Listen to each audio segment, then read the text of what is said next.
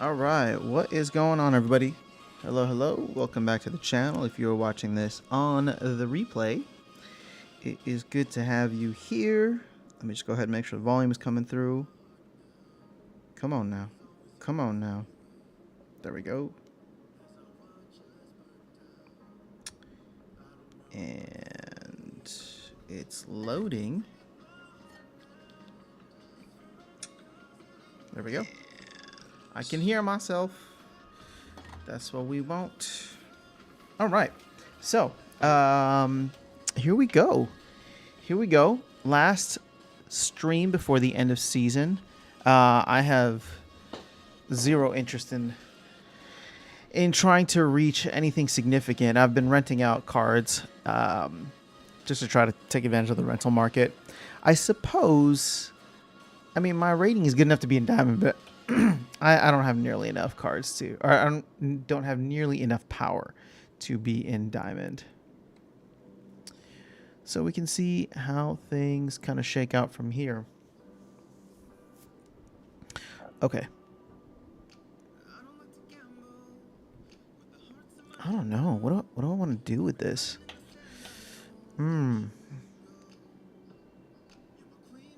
Waka could be interesting. But I think what I'm going to end up doing is I want some blast action. So I want speed and blast action if we could make that happen. So Chaos Dragon is going to give a ton here. I want Lyra, so they're all going to benefit from that. And then boom, boom, boom. So we're going to be well below. We're going to be well below where the mana should be. Now, I'm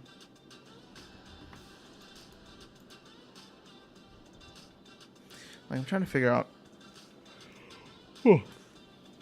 how to. Oh, you know what? Let's put Legionnaire Alvar. I don't play this guy as often as I should. Okay. I think I like this team. We're going to roll with it. Roll with it and see what we get.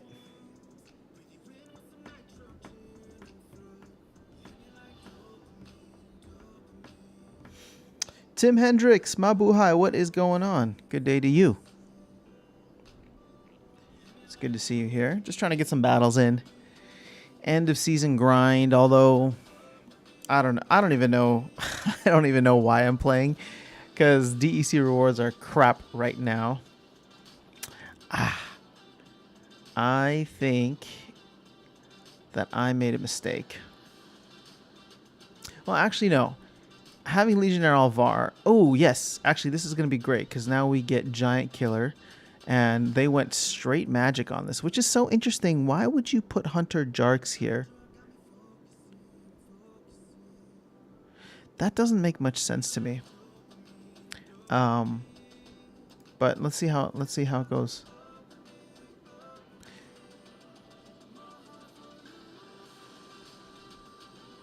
Okay, we got speed, which is always a good sign.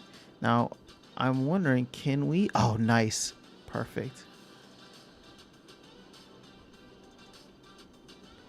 Okay, the only problem is... Oh, actually, can we kill Grund before... We might be able to kill... Oh, yes, we did kill Grund. Amazing. All right, I think we're good now. There's just a lot of damage that we can do. Although... No, I think we got this. Because as soon as we take out Magi Necrosi... No, not Magi Necrosi, whatever. Magi of Chaos. Jarks can't be used anymore. So that should be helpful. And then these guys all have extra health. Plus, they don't have Dr. Blight on the other side. And Dr. Blight is where the magic happens. So even if they were to rip through everybody else... Oh. Vilson, what's going on? Good news. I sold some Solana bags and got my main account into Gold 3. Congratulations. Welcome to Gold. It is good to have you here. Kevin, how am I doing this morning? Enjoying the coffee? Man, I'm doing fantastic. Thank you so much for asking, Kevin. It's good to chat with you. I feel like we haven't chatted in a minute. All right, so I'm getting 5 DEC per game, which, yeah, not the best. Let's hop into another one. Why not? So, okay. I don't want to go against Yoden. Please, please no Yoden. Oh, sorry. Just still, I'm always sleepy, it seems like. I'm sorry, guys. Just can't stop. Just literally cannot stop yawning. Okay, so maybe we don't go a Goblin Psychic. In that case, I actually like rolling with this dude. Hill Giant, even though he's got a speed of 2, and then just in case they go magic, we play Failed Summoner. And then I guess that leaves... let's go for more offense here. And then we'll throw a Fungus Fiend into the mix. So Blight at the end, Hill Giant. Alright, cool. I like where this is at. Feels good to be in gold, especially before end of season. Awesome, Vilson. So what is your power level at now? What's your collection power? Are you just barely at gold? Ooh, okay, so I'm level 5, going up against level 6. This is, well, this is unfortunately going to be a losing game for me. Now, what's interesting is I do have a little bit of a speed advantage because my cards are not gold. And, oh, damn, look at this. They got a gold Dr. Blight. My cards are not gold, and they're not leveled up. I mean, well, Chimera Princess isn't leveled up. So I wonder what this could look like if I end up going first. It really just depends on... Oh, getting that was so clutch. The poison, because now... Oh, no, never mind. Okay, so she gonna die. But then my guys go first, and we can take out a ton of their team. Right? Right. Oh, wait, how come their guy went first?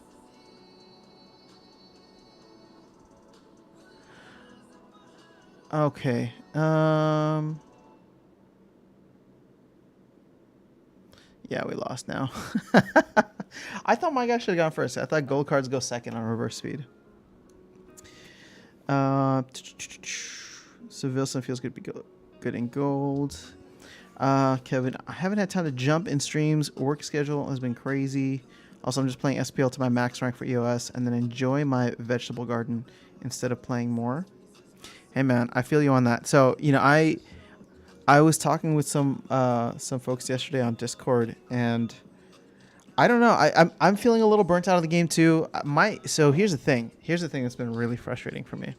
My rewards. I've been doing my daily quest every single day, and my rewards are absolute trash.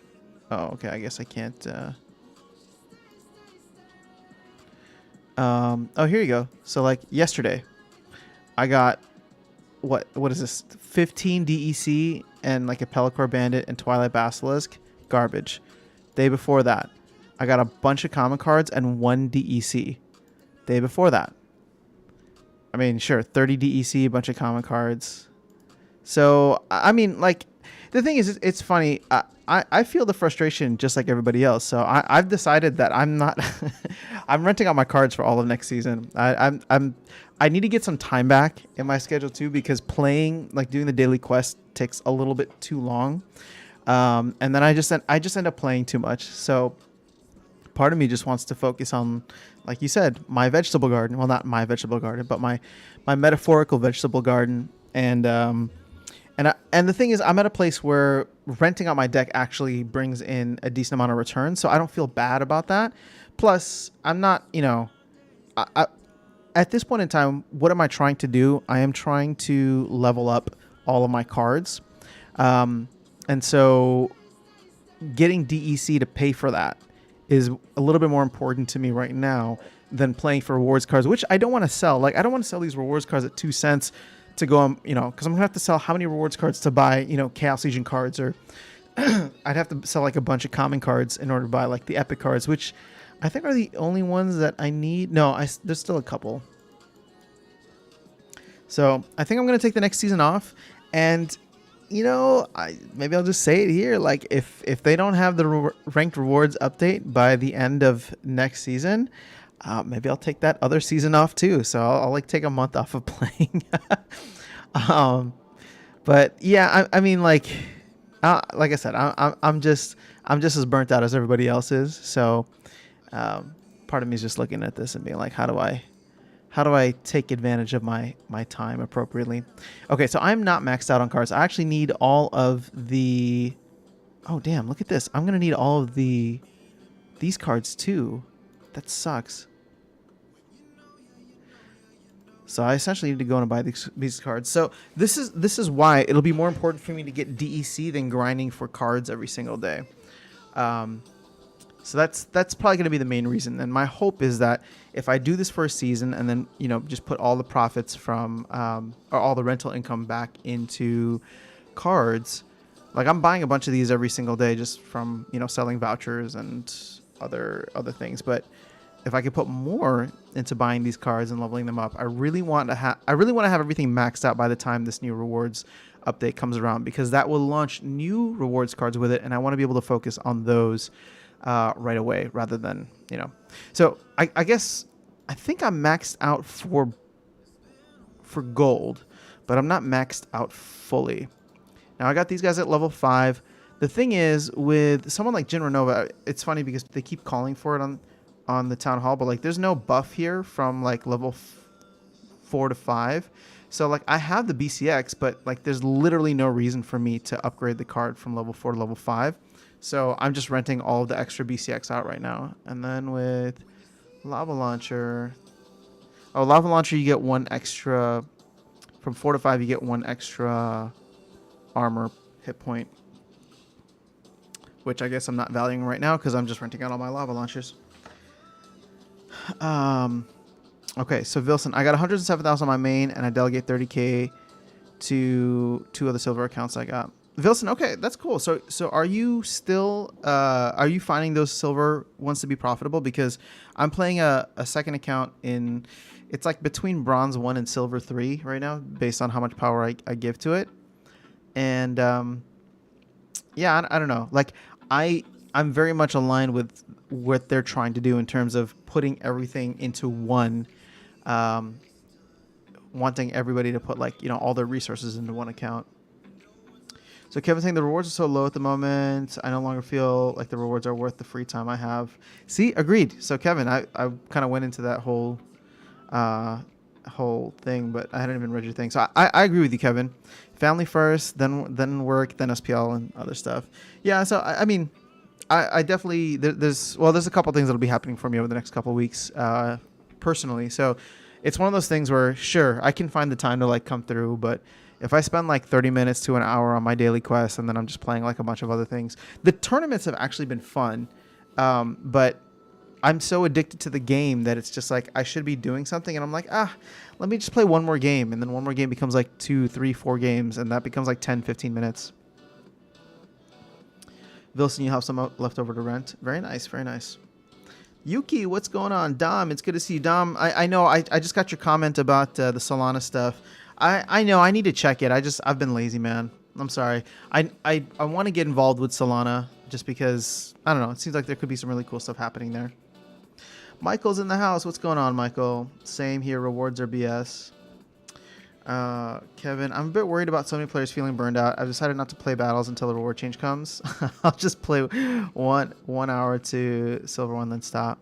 Yeah, I think so. I'm signed up for a brawl, and then I'm in a tournament today.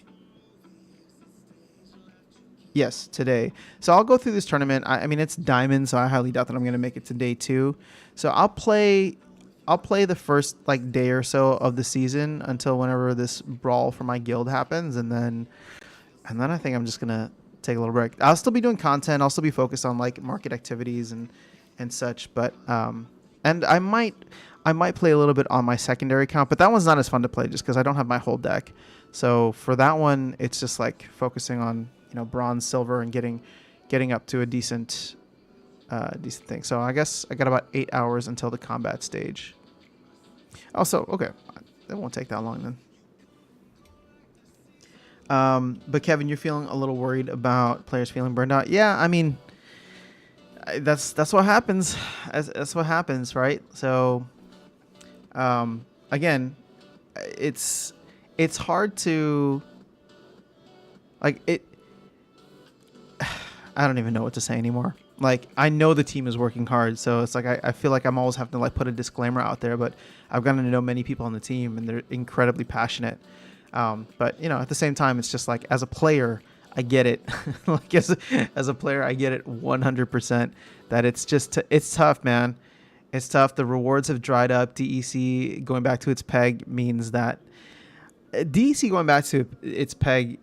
I'm definitely concerned about rewards between now and the end of the airdrop, because, well, actually even beyond the airdrop, because like, you know, people are going to be getting some real garbage DEC, and if they try to make up for it by doing, you know, more cards, that could be something. You know, people might have a little more value for that because they're trying to like level up their decks, and if they do it in a way where card values increase, then it's like, okay, well, I'm winning, you know, a bunch of cards, but they're no longer going to be 2-cent cards, right? So there might be significantly more than that.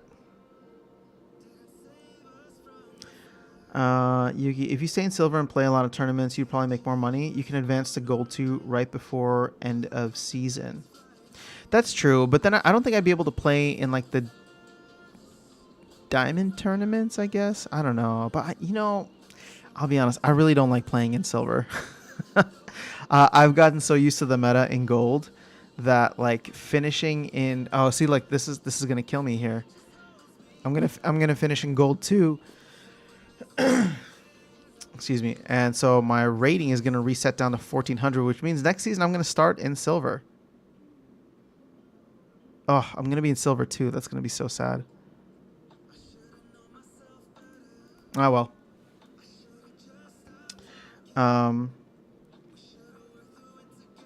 Gonna make coffee, be right back. I could probably use another coffee. I've only had 1 cup, but we'll get back to it soon enough. Tales from the Cryptomancer in the house. What's going on, guys? If you haven't checked out Tales from the Cryptomancer, another awesome content creator. Dominic, okay, bears just go from 1.5 sold 2 days ago to more than 50 right now. Go check yourself. This stuff. Dom, I'm missing out. 1.5 sold to 50. But is anybody buying? Because here's the thing. I'm not interested in NFTs. So I would want to flip those as quickly as possible. And that, I think that's part of the reason that I haven't jumped on Dom, is because I'm not good at knowing when to sell. I'm a really good hodler. Like I'm like so unemotional to like market swings. So I'm not good. I'm not a good trader. I don't sell high. I just keep accumulating in the long term. And now what I love is like DeFi and staking and lending and all this stuff offers you some kind of passive income. So usually if I take anything off the top, it'll be me just pulling out some of the passive income from that rather than trying to flip. All right, so Kevin, yeah, but if it happens to many players, can we survive the upcoming months with all the promises that happen, followed by a delay and more delay? So, Kevin, here's the thing. I mean, Splinterlands is not going to die. The team is creating, is creating something awesome there, and there will always be a player base. I mean, here's the thing. Like, even if I stop playing for a bit, I'm not selling my assets. You know what I mean? Like, I'm still very bullish on the game. I just don't feel like playing anymore. I'm going to rent everything out. And even if I forgot to rent everything out, I'm still not going to sell everything. I'd probably just come back in a month or 2 months or however long until, the game looks appealing. But again, that's me, right? So, and obviously I have a vested interest in this. I've built a channel and a community around it. So I definitely don't want to leave it.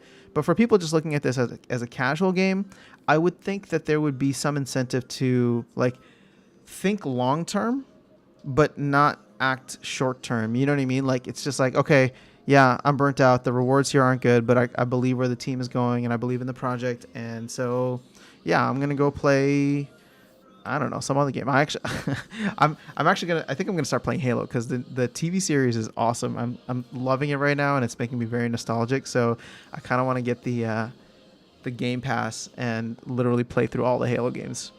Just because it's bringing me back to a better time.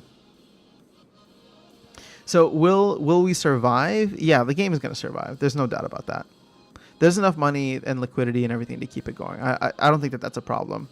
I think when you hear stories, let's put it this way, when you hear stories about like OGs who like, I mean, they bought in at alpha and beta, but then they like left Splinterlands for a while and then came back because, you know, like they just like forgot about it.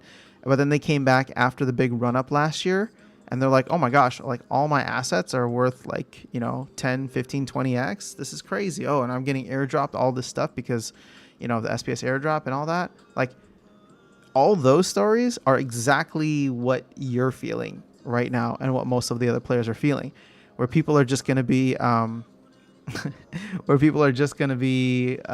know, I'm going to step away from it for a bit and I'll come back when things get exciting again. And, you know, like in a lot of my content that I put out, like I'm trying to be super, not bearish, although it definitely comes off as bearish, but just practical, right? Like I lived through the 2016, 2017 bull run and bust, and then the bear market that followed. And so, you know, there might be some cool, exciting things in DeFi, but I think if anybody's sitting here thinking that Bitcoin stays ranging or dips deeper, yet somehow Splinterlands is going to buck the trend and hit $1 or $2 by the end of the year, I don't know. I think you're deluding yourself a little bit and buying into the hopium too much, which hopefully people have learned their lesson, but nobody ever really learns the lesson fully, myself included. So, you know, when I say that, like, I don't think anything significant is going to happen within this game and the asset prices and the big bubble and whatever until we get another major bull run, which at this point in time, if you go by the Bitcoin cycles, isn't going to happen until 2024, 2025. Like, that sucks. That's like 2-3 years. So if you can imagine people feeling burnout now, just imagine what it's going to look like a year from now when Bitcoin's trading around 25,000 and SPS is back down into the single digits and, you know, DEC is below its peg. Yeah, I mean, it's going to be tough times. Now, if I'm wrong and everything happens sooner rather than later, and the thesis that gaming, right, P2E and crypto gaming can buck the trend and decouple itself from Bitcoin, hey, I'm all for that. I get to benefit tremendously. But I'm just going with what we've seen in history and using that as my baseline so that I'm not sitting here waiting for you know, things to go to the moon by December, and when they don't, like, being super disappointed. Garlic Bear's in the house. Oh my gosh, Garlic Bear, it's good to catch up with you. How are you? Icy Flow's in the house too. Let's go.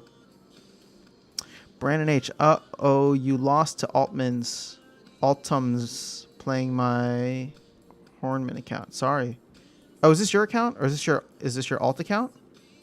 Well, GG's. You crushed me. And well done on the gold foil deck here. I'm a little jealous. I'm a little envious.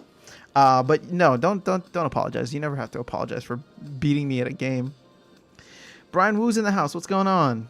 Welcome. All right, so Garlic Bear, I'm on break sniping CP, hard to snipe, 100k to 200k with my 600 DEC left. Okay. Yeah, this is a tough time to be in the market. I'm a long-term holder mentality as well. That's why I hold the Kari and earn money staking them. I don't flip a lot, but minting 1.5 and sell for even 5 doesn't. No, I mean, dumb. I mean, look, even just the 2x I think is awesome. There's that stat where, like, if you, like, all you have to do in your life is double your money 10 times and you'll become a millionaire. If you start with $1,000 and you double your money, I think it's like 10 times, then you will be a millionaire. Hold on, let's actually test this out because I'm curious. So if you have 1,000 times 2, so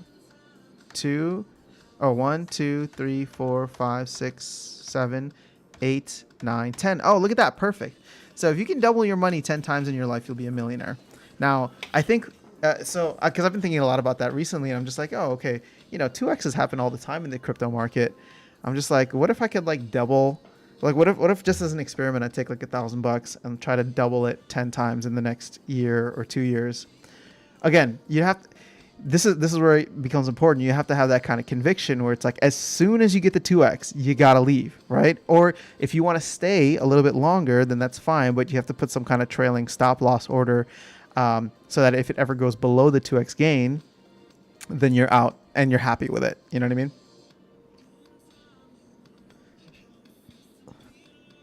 So Kevin, I'd rather not get hyped for changes or rewards than to hear expectation of the team followed by a bunch of delays. They do create a good game, but all the delays is burning players out left and right. Yeah, Kevin, I'm not going to disagree with you on that. I mean, I don't know that. I don't know that the. Here's the thing, right? It's a balance. I very much appreciate the transparency, and I actually don't want them to do like town halls only like once a month or twice a month. I like the every week jumping in.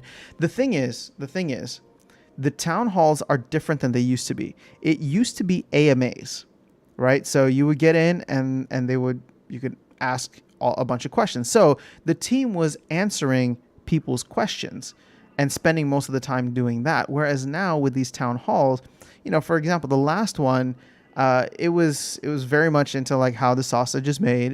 It brought on a bunch of different team members and developers, and it was like an interview with them, which if you're a player, even just a casual player, like tuning in, I'm sure there are many people who don't care about that. They care about asking specific questions, even if it's not like when is this coming out, but just like what does the team think about this, what's the future plans. Like people want to feel like their questions are being heard and answered.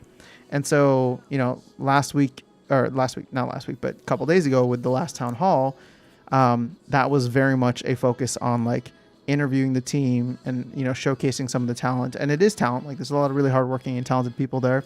And then it's just like a small portion for Q&A at the end, which is, when again, like I said this during my 5 biggest takeaways, most of like the meat, most of the takeaways that I had were from the Q&A portion. So, I hope that if they do that, then they'll at least have, that full hour reserved for Q&A.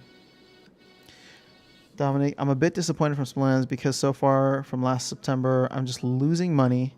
I know that SPL is long term, but I can't wait 3 to 4 years for to get your gains. Yeah, Dom. I mean, it's up to you. There's nothing wrong with what you're saying or how you feel, so I can't disagree with you. I mean, look, we all want to be rich millionaires by tomorrow, and for me to tell you that that's you can't do that is incorrect, because look at you, you're obviously making a good amount of money from flipping Solana. So the question is, are you willing to wait? Are you willing to tie up whatever capital? And that's, I'm not advising anybody one way or the other. That's up to you.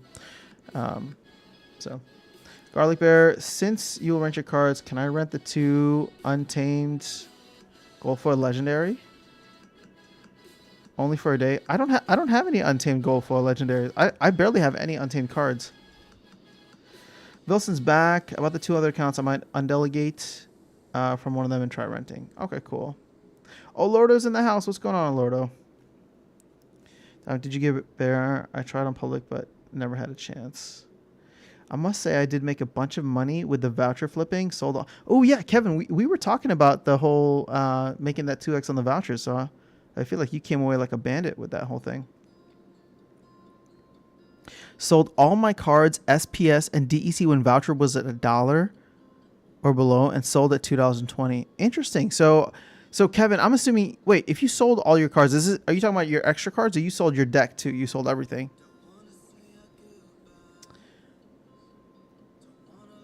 Vilson didn't get it. Next time, bro. So Brandon, yep, Hornman is my gold foil alt. Oh, this is Vet. What's up, Vet? Good to see you. Alton's a scholar in my accounts again this season. Well, your scholar is doing very well. They absolutely crushed me. Granted, I don't know. Actually, no. This is like one of my standard teams for whatever the rule set was. Reverse speed. So I don't think that there was much else I could have done. Actually, the only thing that I could have done that probably would have slowed you down a little bit was focus on putting a better tank up front. Like, these are 5 mana. I guess I could have put, what's his name? No, I don't know. I wouldn't have played this any differently. That's just how I roll. For better or for worse. SPL pays nice in airdrops if you play it right, but depends when you got in. But I feel like my money's safe here, to be honest. I really love the project. See, Wilson, this is another reason, why like I've just gone so big on Splinterlands is because compared to a lot of other projects out there, I don't know the long-term viability. Like this is what's so funny about the current situation we're in is like I have so much confidence and comfort in Splinterlands and being part of the game and economy for the long run. But in the short run, like everybody's just like, oh, this game's dying, this game sucks, this game's whatever, too many delays. And they're not wrong, right? So they're not wrong, but it's just like, okay, well, like it's funny because there's a lot of DMs I've been getting into lately, and most of the time whenever like people are complaining to me, I'm empathetic, but my question back is like, okay, like why are you here? Like, don't come complaining to me. Don't, like, what am I gonna do? I mean, I'm just making content around it. Like, I get it. Some people are salty. They want me to like make content and bash Splinterlands. Obviously, I'm not gonna do that. But for most of the other people who aren't salty about it, they're not salty in that way, but they're just like, oh, like this sucks. I don't really, I'm gonna exit and whatever, or like they're just complaining. I'm just like, what are you doing here? Then like, there's so many other cool games out there.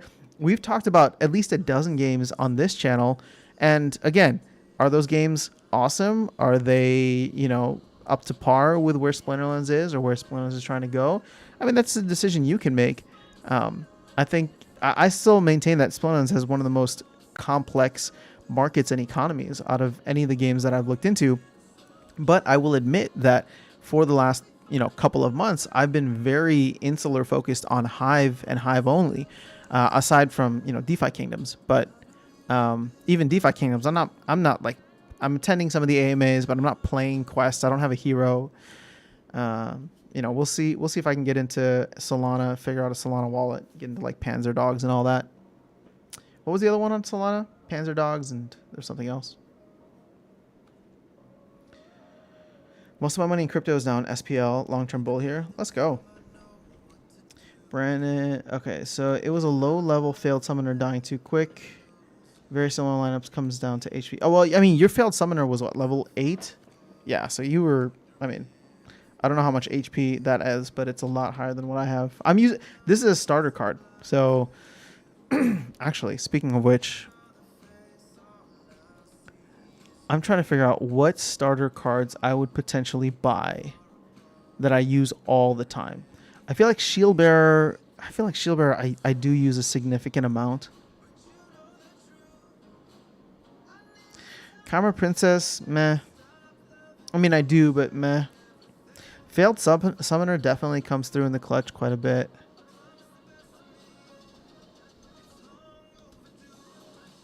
And I think that's it, really. Like, I don't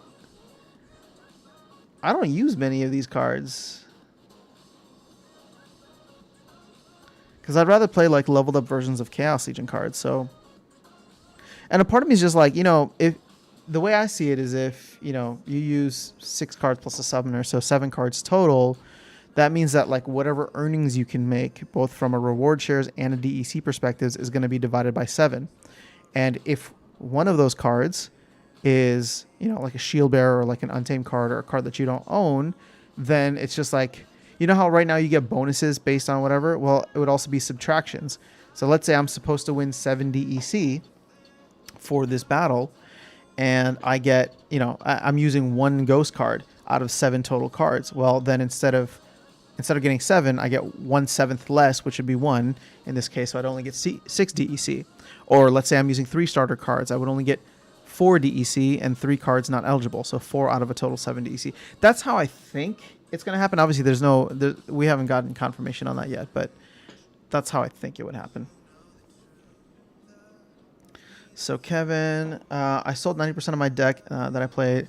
Since I don't play anyway, I did not mind selling it off. Now more than double my cash and cards are cheaper if I buy them back. Kevin, that was a brilliant move, if I must say. See, like that was, I mean, we were talking about it here. Again, I didn't have the conviction you did, and I was a little lazy, but I looked at that flip from $1 to $2 on vouchers as probably one of the surest things that was going to happen after Waka. We saw it happen with Waka. Everybody got excited, and you knew there were nodes coming.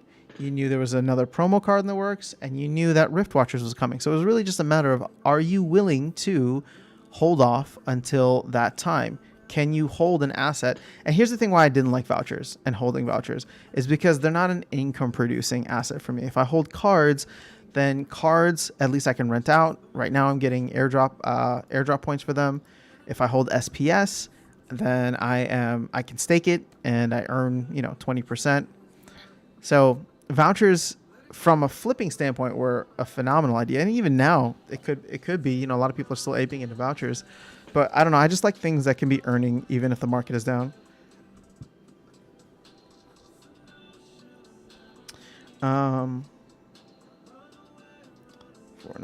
Okay.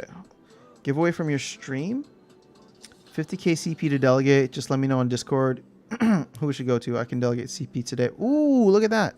Guys, we have a very generous community member here who is offering 50k CP for end of season.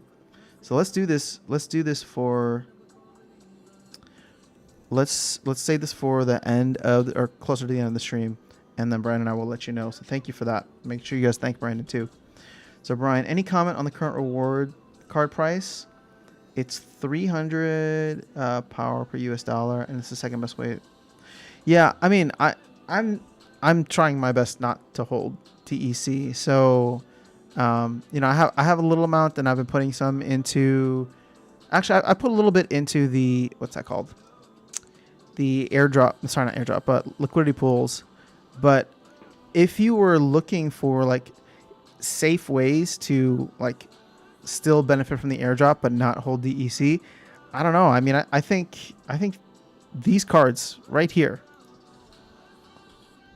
all of these cards. 1, 2, 3, 4, 5, 6. All of them going for 2 cents or less. It's just like there's no way that in the future, like they're going to be at 2 cents. Now, when I say future, you have to give at least a year, because I don't know what's going to happen in the next couple of months. My hope is that, and this is why I'm focusing on maxing out rewards cards right now. But my hope is that tying up cards to the new reward structure is going to increase the value of cards, even just short term. It's going to pump them up a little bit and then maybe set a new floor for them is my hope. What that new floor will be, I don't know. It could be 3 cents. It could be 4 cents. I'm not saying it's going to do like X's overnight. I'm just saying that this bleeding out that we're having, it won't continue in the same way that it has. But I don't know. Then again, like, between now and the end of the airdrop, things look very, very bearish from a dilution standpoint. Sure, there's a lot of cool, exciting things happening, but let me ask you this. Who out here, actually, this is a great question for the stream. Who in here has taken outside capital? And I like whether it's easy or not, whether your country allows it or not, like there's always ways to find, you can figure it out. My question is, if over the past, we'll just call it month, 2 months, have you taken outside capital, meaning that you took money out of your bank account or your wallet, whatever it was, found a way to put it into the game and bought SPS, not something else, but bought SPS? You could bring money in for cards, you could bring money in for other things, that's fine. That's not what I'm talking about. Who brought in money for SPS? Because the last time I did that was when SPS dipped to 50 cents. And since then, I have not brought any more capital into the game.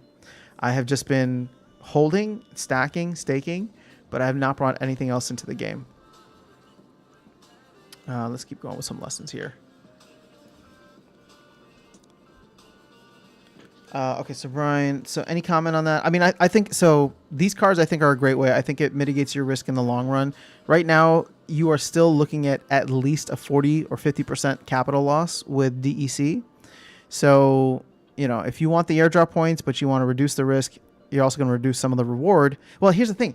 Actually, it's hard to calculate the reward because it's just like these cards could go to, 30 cents in the future the way they were priced last October. Now, 30 cents may not happen for another 3-4 years, but at least there's upward price potential and you can hold the cards out. You could rent them. I mean, I don't know who's renting these cards right now, but You get what I'm saying. In the future, people actually no, they won't have to rent these cards, so they won't have that value. But look at this. End of season. These are up. They're not going for 0.1. No, never mind. I'm sorry. They are going for 0.1. All right. So from a rental perspective, you probably don't have much to stand on there. I don't have much ground to stand on. Brian Wu. Oh, you play DeFi Kingdom as well. What do you think about Jewel? I mean, Jewel prices like crashed right now, but that's like every game, right? So that's the thing. People look at Splinterlands, they're like, oh, Splinterlands is dying. I'm just like, okay, well, look at the price of Jewel. Look at the price of Axie. Actually, you know what? Let's do this. Let's have some fun with this. CoinGecko. Like, I'm curious to see, and again, I'm not saying that it doesn't exist, but I'm just curious to see what, if anybody knows of a game right now, crypto game that is like on point. It's like adding users every single day, and the prices of the tokens are rising dramatically. Play to earn. Let's see. Okay. So we look at the 7. Oh, we'll just start with the 7 day. Axie's down 15%. Sandbox. Look at all these. I don't know what this step-in is, but that looks promising. 20%. Gala's down. Like, I mean, all of these are down. DeFi King. I mean, oh my god, Jewel is under $3. Oh, this is actually kind of sad.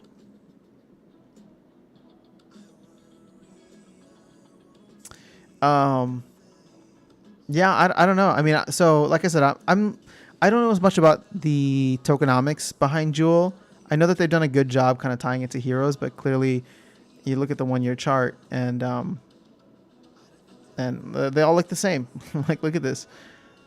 Granted, you know, their pump came in a little bit later, but if you think about it, you know, this is why I say that games can be decoupled, because Bitcoin pumped and hit its all-time high in November. Whereas you can see here, you know, there was a lot of momentum coming in. November we pumped. This is again Jewel, so for DeFi Kingdoms. It pumped, but the main pump didn't really happen until January when Bitcoin was already on the decline. So it's kind of decoupled. Now, similarly, SPS, and I always go back to this because it's like SPS benefited from the pump of Bitcoin starting in October. But if you look at where we were at, we hit our max in October, not November, when Bitcoin was hitting its all-time high. By the time November rolled around, people realized that they weren't going to get enough vouchers, right? They weren't going to get enough vouchers for whatever they wanted in the game, and people were selling off like crazy. Many people took profit. Many people who were, you know, trying to stack just small bags of SPS were like, oh, I'm not even going to get a single voucher for the pre-sale. Screw this. I'd rather take the money and buy other cards, and then boom, boom, boom, boom, boom. So in a sense, we are all already somewhat decoupled, but this is what I'm saying. This decoupling that happened pre-Bitcoin going to all-time highs was due to the fact that Chaos Legion was coming out. There was the first instance of utility being provided to SPS, and that's what made everything boom. Now, we know there's other utility coming to SPS. The question, and this is a difficult question because even for many of the SPS bulls, or specifically for many of the SPS bulls, we know that utility is coming in the form of validator nodes, in the form of Rift Watchers, right? And potentially other promo cards. I think we need to be honest with ourselves and ask, has that been priced in? Has it been priced in? And if you are expecting us to go from here to here, or even to here, or even to here, right? 30, 40 cents. I don't know. That's a tough question to answer with how much dilution there that has happened and will still continue to happen over the next 3 months. Because keep in mind, I got in Splinterlands around this time. There was only 200 million, roughly 200 million SPS tokens in existence, in circulation. And now we have almost 4 times that. I think we're closing in on like 800 million tokens.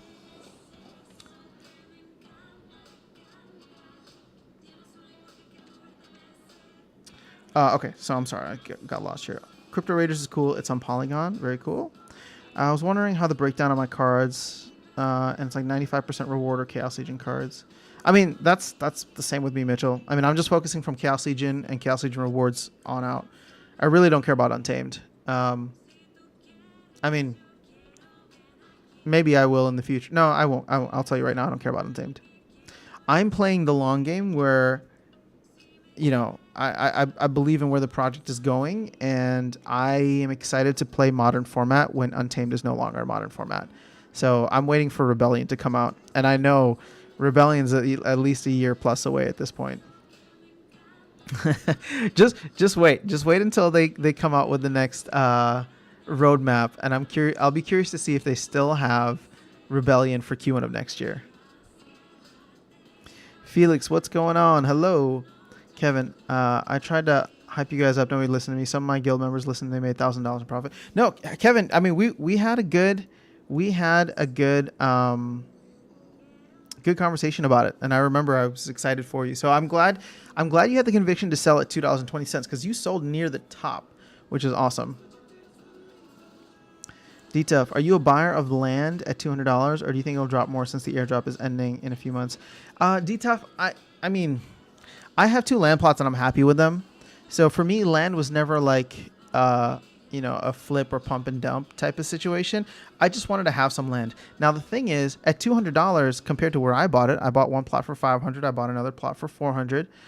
And, you know, I think the high was like $800 or $1,000. Like $200 seems very appealing. And I would be lying if I told you with any kind of conviction that, you know, land is going to go up or down from here. I have no idea. So my thing whenever people ask about land is, how many plots do you want? And if you don't have them yet, right? If you don't have them yet, then based on the price now, are you happy with buying land plots, owning them at this value, and then not caring about the price? Because here's the harsh truth. Everybody who's talking about lands doing another 10x from here, I think is a little bullish. You have to realize that lands have already done a 10 to 15x.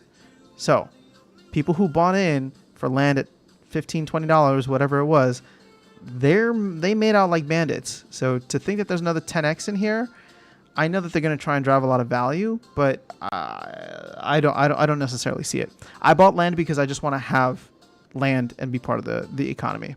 But I don't think land is going to be priced at some craziness in the future. It could be, but I think one thing that I've learned, and maybe somebody will look at, you know, some people will look at me now and say that I'm jaded, is like I just have a much more realistic expectation of this game. Like back in October, people were saying land is going to go to like tens of thousands of dollars, SPS is going to go to $10, right? Like I think like the euphoria was at all-time highs at that point in time. And now I'm just like, okay, I understand the tokenomics better. I understand the economy better. I really like what's being built, but I'm under no delusion that this thing is going to be like a multi-billion-dollar game, right? Like it's not. It could be in the long run, and that's obviously why I'm investing in it and spending so much time.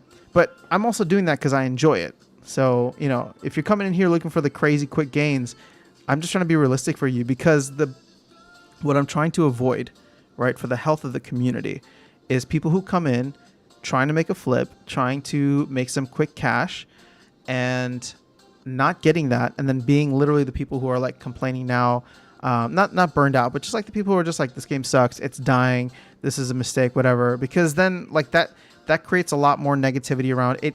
It discourages other people from checking out the game. So, you know, if everybody just had a little bit more realistic expectations, then I don't know, maybe I'm just living in a perfect world. Like it's like right now I'm frustrated, but I'm still bullish long term, you know, and I don't think that I feel like that's a difficult thing for a lot of other people to have. For everybody listening to voucher flipping, it'd be a lot harder. It's a good thing. Well, Kevin, you're probably going to be able to make a good amount again if you try for another flip. Because look, vouchers are down to $1.62. Like, look at that. This is I have to believe that vouchers are probably going to hit $2 again at some point in the future. If anything, looking at where the tranches will be, the new floor price for vouchers would technically be around $3. So you're almost close to getting another 2x from here. Now, when will tranche 1 sell out or start? You know, when will the pre-sale sell out and tranche 1 begin? I don't know. That remains to be seen. The Waka thing threw me off because the Waka thing made me realize that people have money for things that they actually want. But a lot of that was also due to the fact that there was a ton of money already within the game, right? Like, keep in mind that whales own a shit ton. Pardon my French. So look at like staked SPS, for example. I mean, look at all these accounts, because we've gotten rid of some of maybe the not bot accounts, but like game accounts or whatever. I mean, there are people sitting on 7 figures of SPS. There's people sitting on 5 figures of vouchers. So the question you need to ask yourself is, are these people going to be bringing in outside capital, or will they already be spending what they have? Right? So there's like 2.5 million vouchers. All these people who want the nodes, I don't think that they're going to be spending outside money on vouchers. Like, it's $1,000 worth of SPS, which when you have 1 million SPS tokens is like nothing. So this is what I'm talking about, where I wonder if all this stuff is priced in already. Everybody's expecting like a massive run up, and I just wonder if it's priced out. Or priced in, I should say, not priced out, priced in already.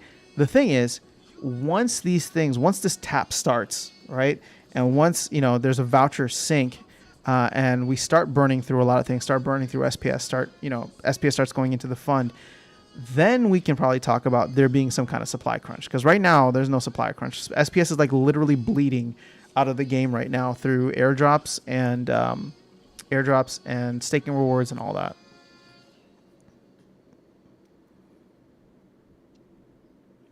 The car liquidity pools gives you 408% APY right now. Yeah, that's not sustainable. Dominic, by the time I figured out, it's going to be down to like 30%. Vincent Masuk, what's going on? Vincent, you must be new to the channel. I usually remember folks. So if you're new, welcome. What do you think is better, LP or renting cards with the highest CP per dollar? I don't know the math. I don't know the math on that. And off the top of my head,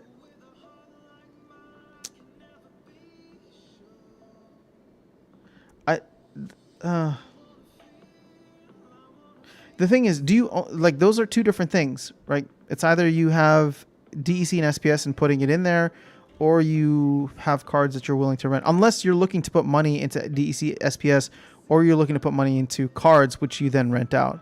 My thing with cards and rentals is just beware of meta changes. Meta changes can dramatically affect the prices of certain cards. I've had that happen to me. So now that I understand it, it's changed my attitude and how I think about investing in cards. It's changed my attitude and perspective on how to invest in cards from a rental standpoint. So just keep that in mind when you go through looking for cards to do that with. And there's going to be meta changes. There's going to be several meta changes upcoming. One is going to be this the rewards cards whenever that comes out, hopefully in the next month or so. There's a promo card, which, again, it's only one card. So if and when that comes, it may not affect too many things, but it could give value or devalue certain cards. And then we obviously have Rift Watchers. So just within the next, 6 months, there's going to be 3 potential meta changes to keep an eye out for. Wilson, my bid's filled, and I just got a max Thaddeus for silver. Congratulations. How much is Thaddeus going for these days? We haven't seen any sub $2 summoners yet, right? No. Oh, look at this. General Sloan's not even last place anymore. Good for you, General Sloan. I'm buying SPS for now for tournaments. Okay, so Yuki's buying some SPS. Mitchell's bought some SPS. Kind of a split between DEC, SPS, and land plots. All right, that's fair. DTF, I bought SPS 1.5 months ago, around 13 cents. So I qualify for the Alpha Gold. Fair enough. Okay, so this is me being proven wrong. So thank you. I brought more in from other crypto gains, though not bank. Okay, I mean that's fine. I'm just talking about outside money. How much are people bringing in from an outside perspective? Because that behavior will need to continue. Right now, you are getting offset. You're getting offset by the airdrop and the dilution, right? Because many people, who's selling to you? It's all the people that are getting the airdrop or getting stuff for free at this point, right? You as players need to have a certain amount of SPS staked for tournaments. And in the future, you might need to have a certain amount of SPS staked for something else, or you might want to start getting vouchers for something. So that utility hopefully will continue to drive, your desire for the bags to increase, as well as new players coming in to want to have bags in the first place. Wilson, I brought, okay, from Crypto Gains. Papa G bought at 10 cents. Who bought at 9 cents? Who bought under 10 cents, by the way? Just curious. Diego Hernandez, After Zone. I am buying SPS like crazy at the moment, bringing in new money every week. It's the best time to accumulate. Fair enough. Okay, let's go. Virus, what is the price where it's equal to burn just for those? That's an interesting thing. Let's go check. Virus, I saw that you got second place in a tournament I was playing in recently. I wanted to congratulate you on that. And then Kahel, who's been on the stream before too, won undefeated. That's impressive. When I saw those two names up there, I was just like, holy crap, I know those guys. They're famous. They won the tournament. So the burn value for this,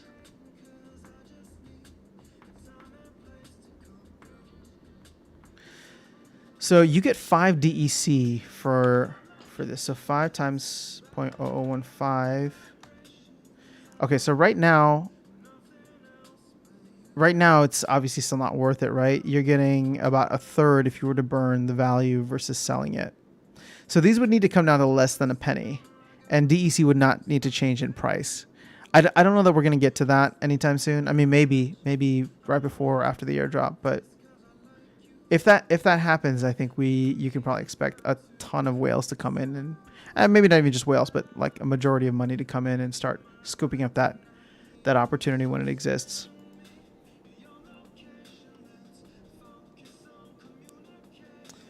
Papa G, the SPS airdrop is going to end, and then everyone's going to cry. They don't have enough SPS. You read it. You heard it here first. I don't disagree with you. Again, once people stop getting it for free, then and you have to buy it, you'll value it a little bit more. Here's the thing, though. Staking rewards will continue for a while, and my fear, and I think this is the team's fear too, and the whole reason why SPS ranked battle rewards are coming in like a year, maybe a year and a half later than what the team wanted, is the fact that like the SPS ranked battle rewards are going to do the same exact thing. Like people are going to win an award, and then they're going to want to sell that reward for ice cream and grocery and rent money.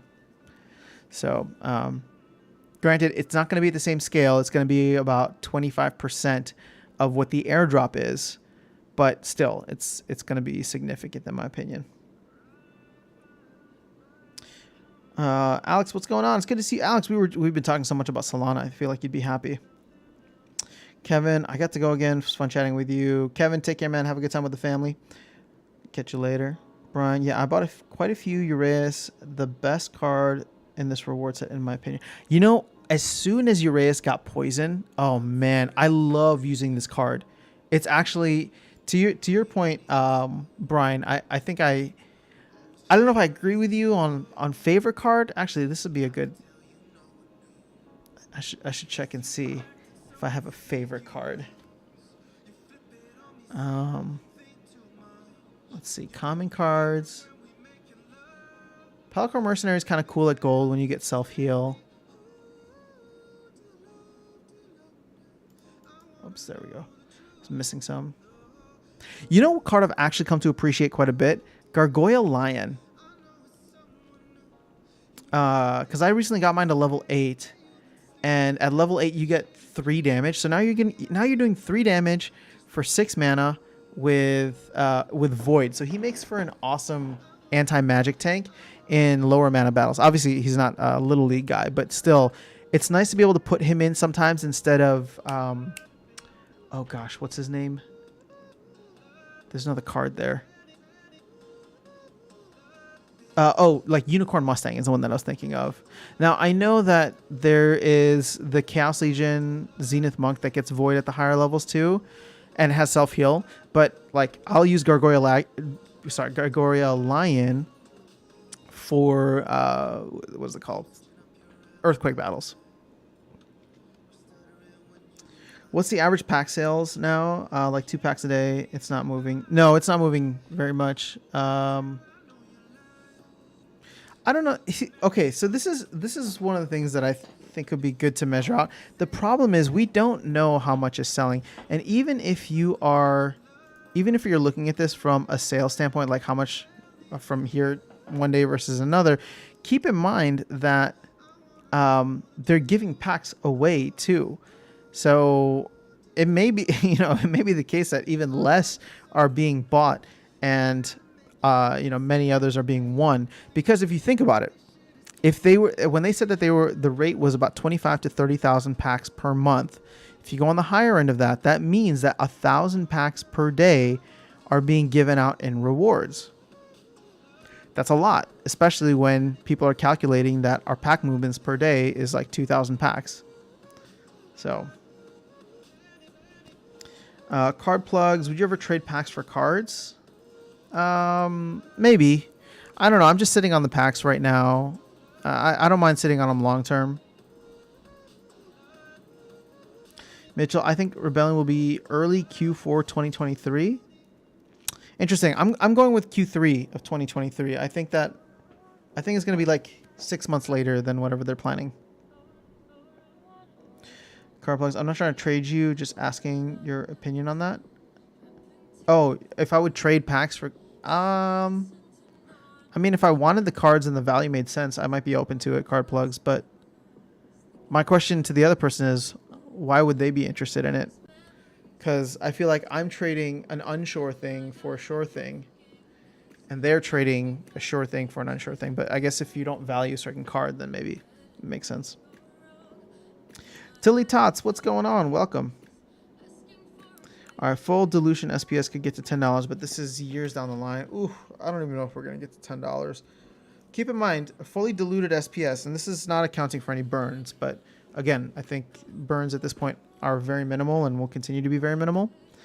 But a $1 SPS of full dilution is a $3 billion game, right? So as that currently stands, let's go and see some of these other games out here.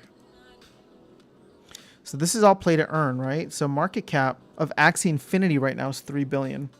So I guess if you're comparing it to that, then sure, yeah, maybe we can be at $3 billion if Axie's there right now. But if you're talking about a $10 SPS, that's $30 billion in market cap, and I don't think we're going to be anywhere close to that. Unless they find other ways to burn the token, or unless we get into a supply crunch due to excessive demand coming into the game. Because let's take a look at this. Actually, this might be a fun little thought experiment, math experiment. Ooh, so these beginner training tournaments require okay, never mind. It was like 1,000 SPS stake. Why was somebody saying that like it costs like 5,000 SPS to get into some of these bronze tournaments?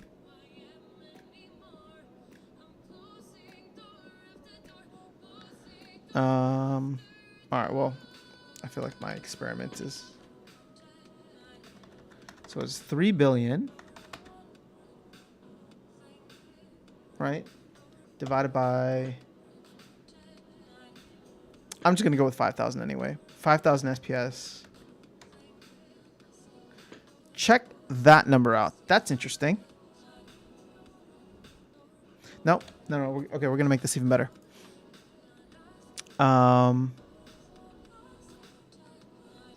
So this is novice. I want to find bronze. Give me bronze. Okay, so bronze, and I'm going to look at bronze Chaos Legion only. Oh, never mind. This is not created by somebody that... Okay, so bronze. SPS tournaments.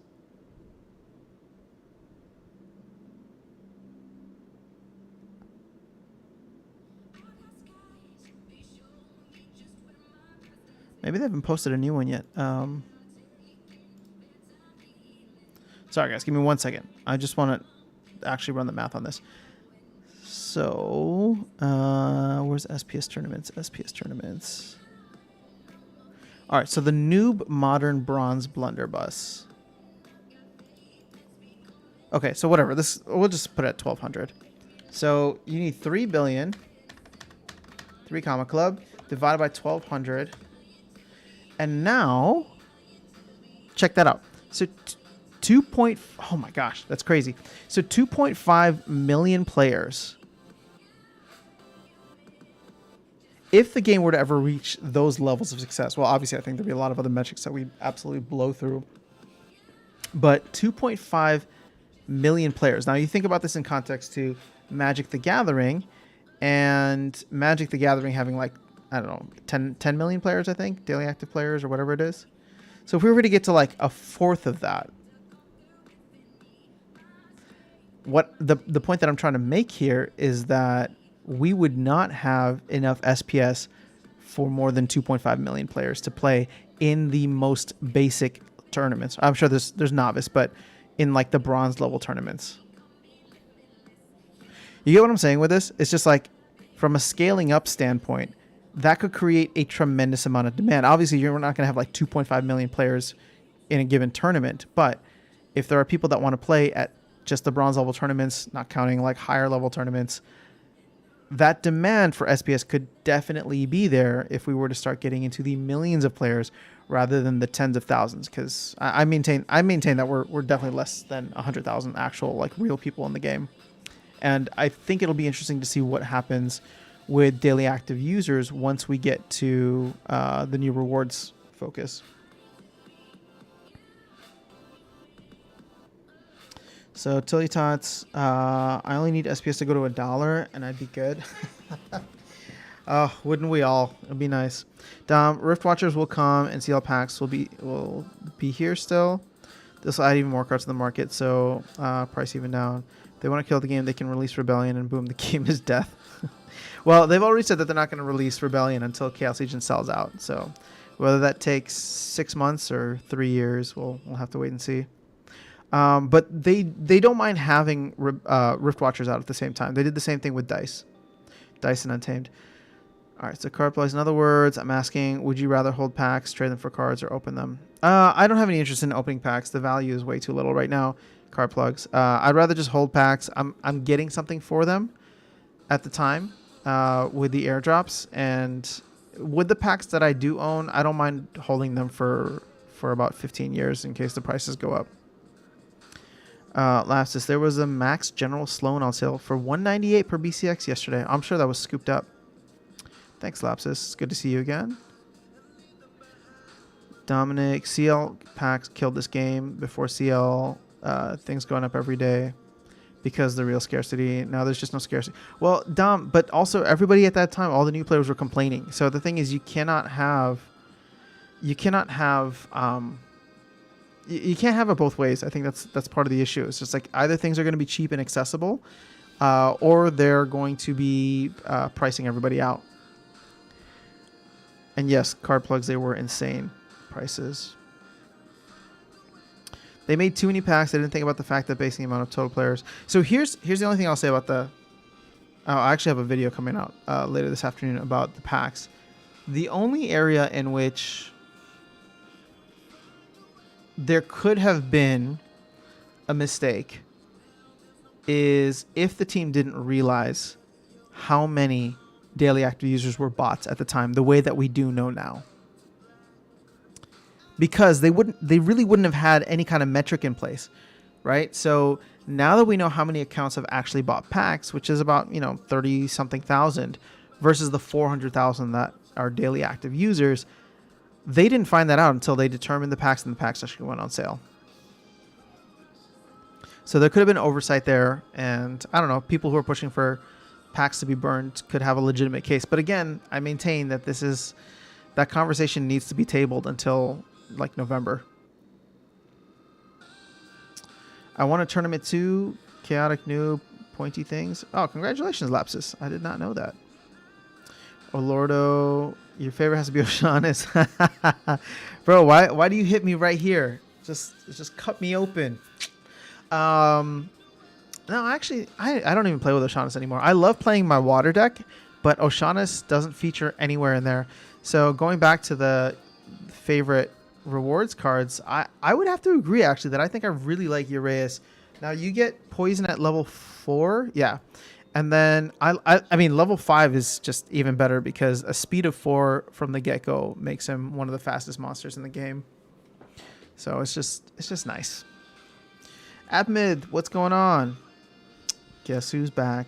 Admin's in the house. It's good to see you here because they got too much power for it, I think. I'm not sure I know what you're talking about, Wilson. So Admin, those tournaments are just to get people going with tournaments. Once people do their own, I do not think Splones continue them. Well, keep in mind that money for tournaments is going to run out at some point. So the team would have to finance that with their own earnings. Right now, all of this money that's going out in tournaments is part of the distribution schedule for SPS, or part of the dilution that's happening with SPS that nobody's actually really accounting for in their calculations. I just realized I'm not accounting for that in calculations. But that's definitely something to think about. I'll look it up later. So that's going to go on for 65 months. And then, yeah, hopefully outside money starts coming in and they can partner with major companies and movements and organizations to do, maybe themed based or, I don't know, some kind of like collaborative tourneys that bring in like a ton of outside money. That would be really cool. And I think that that's important, right? And this is, when Weirdbeard says he's excited and he has stuff to talk about, I'm just like, okay, I'm curious to hear what he has to say. He's been very coy about it lately. And it's always just like, there's a lot of things I can't talk about, but they're coming. And it's been that way for like 3 months. So at this point, it's just like, okay, like just tell us whenever you're ready. But that doesn't change the fact that I am super excited about what he's working on, because he comes from the esports space. So if there is outside money that could be coming in 5-6 figure amounts, that could be significant and bring people into the space to like buy cards for that. Artron, sure, we can fight, I guess. Oh, canceled. Sorry. Dennis, hello, newbie here. Welcome to the stream, Dennis. It's good to have you. I actually just learned Splitlands today and have never played a play-to-earn game before. My question is from an investment point of view. Do you think SPS can pump soon? Dennis, no, it cannot. And I'm not being a smartass with you. I just don't think it's going to pump. I'm sure, but you'll get a million different opinions. And I'm sure if you ask a lot of other people, there's a lot of price catalysts around the corner. But I think you have to define what pump means. Because if we're at 13, 12 cents right now, sure, I can see us doing maybe like a 2x at the most. But I think that there's still way too much downward price action on the SPS token between now and the end of the airdrop. Once the end of the airdrop clears, there might be a runway there, and there might be something interesting that happens with all the different developments that the team is working on. But it remains to be seen how quickly those are implemented and how deep of an impact they make in the game economy. So that's why it's just like I'm buying now, but I'm also not expecting like a massive major price pump or rally by the end of the year. So, and again, I'm hedging my bets, right? If we do it, I'll obviously be happy, but I'm just trying to temper my own expectations. Dominic, imagine only 5,000 players would max out their decks. Take the common card as an example. 400 times 5,000, 2 million cards. There are not too many packs. Oh, that's a good way to look at it too. Yeah, I mean, look, by the time, what's that called? By the time like we get to a player base in the hundreds of thousands or millions even, then we're going to look back at this and be like, wait, Chaos Legion, they only had 15 million packs? Psh, that's insane. What? Right? And kind of in the same way where we look at Alpha and Beta and Insane. I think Alpha was only like 300,000 packs.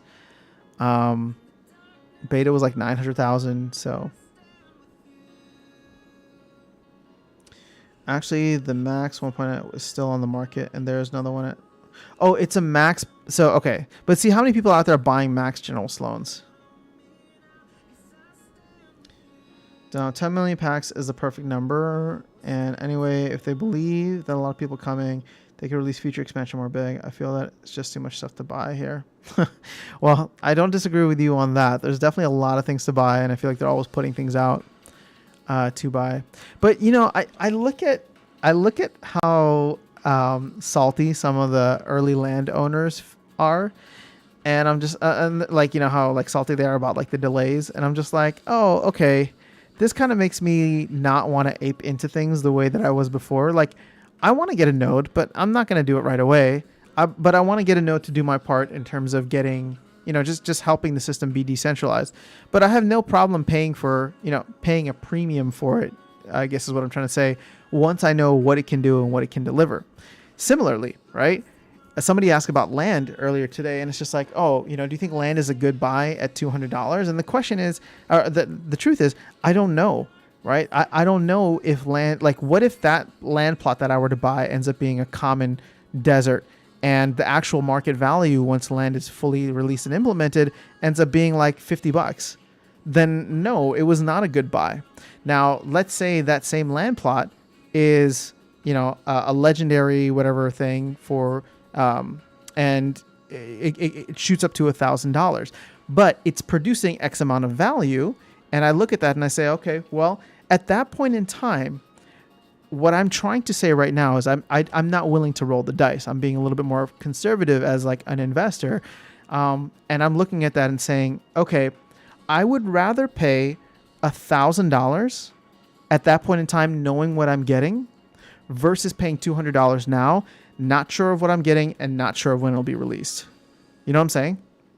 So I don't mind paying the premium when I know what I'm getting and what I'll be doing with it, which is another reason why, like, I'm not opening packs right now, or, you know, have any interest in packs. I'm holding them just for the long run.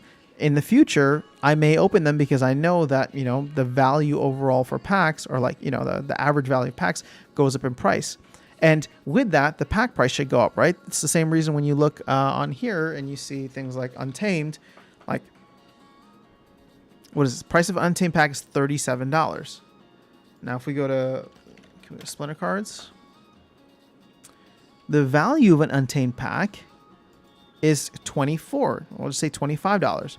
So on average, you're not going to be getting as much from, you know, the packs in terms of the value versus the price that they're going for, but you can at least make that determination in the future if you want to. I guess that's still somewhat rolling the dice, but again, this kind of just goes back to the whole buy cars off the market, rather than, because then you know what you're getting and you know what kind of value they can bring you.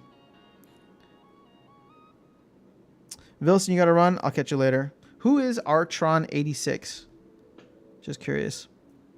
Everson, do you remember from the top of your head how much less SPS comes into the game daily once the airdrop stops? I'm assuming there will be some delay between airdrop finishing and SPS rewards. So SPS daily airdrop is giving us roughly 1.1 million tokens per day. So there's 400 million tokens divided by 365 days. So yeah, just under 1.1 million tokens. Now, SPS rank battle rewards, SPS staking is giving us about 250,000, so it's about a fourth of this. So on the whole, the two big ones, right? SPS staking plus this, if you combine those and then remove the airdrop, you'll be removing it by more than 80% will go down.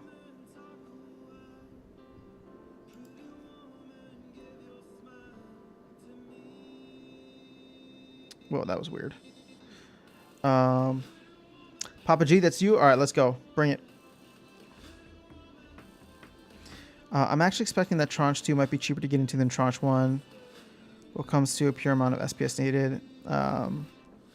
If you buy now, a node at 0.1 SPS, but after the airdrop, SPS goes to 0.25. Yeah, I mean, for me, I'm just focused on buying, I'm just focused on stacking as much SPS, because the idea is that in the future, SPS will raise in value to match and make it appealing, right? So I will wait for that SPS to rise in value, at which point then I could rediversify out of SPS into a validator node, right? That would be getting me SPS as well. But then at that point in time, I can make the determination on whether the rewards are worth it or not. All right, let's see. What do we got here? Ooh. I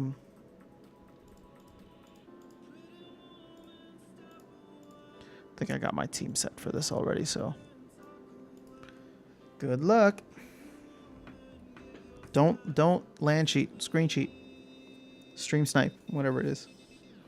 If you buy now, a note at 0.1 SPS, but after airdrop, SPS goes to 0.25. Yeah, the opportunity cost is just too high for me. So I have no interest in buying now, especially since I don't know when we coming out. Oh, not Valnamore, Artron. Okay. Let's see if I can do enough damage. Oh, I think I might have this. Maybe. I don't know if I'm fast enough.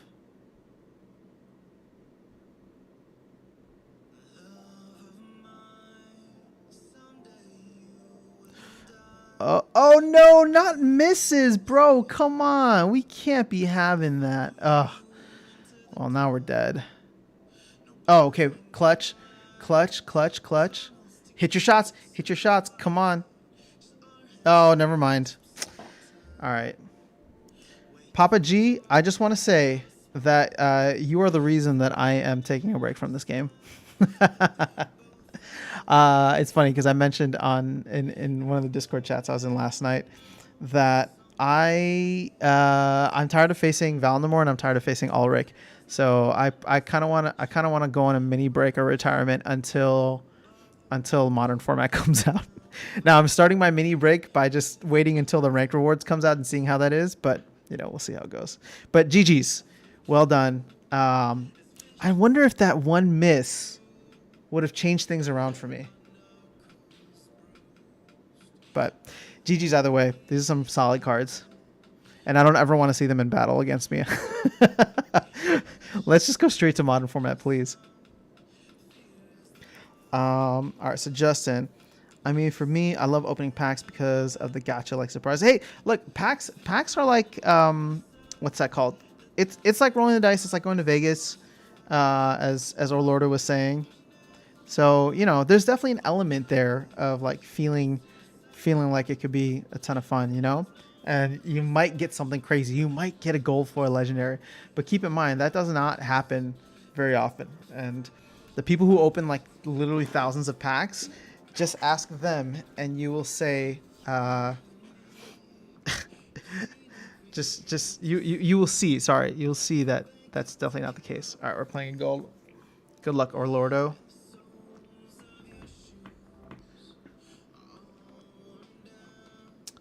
Interesting. Okay.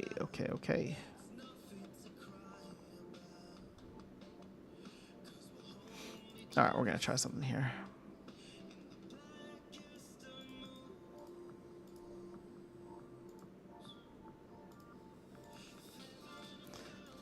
Gonna try one of my fun strategies. We'll see how it works.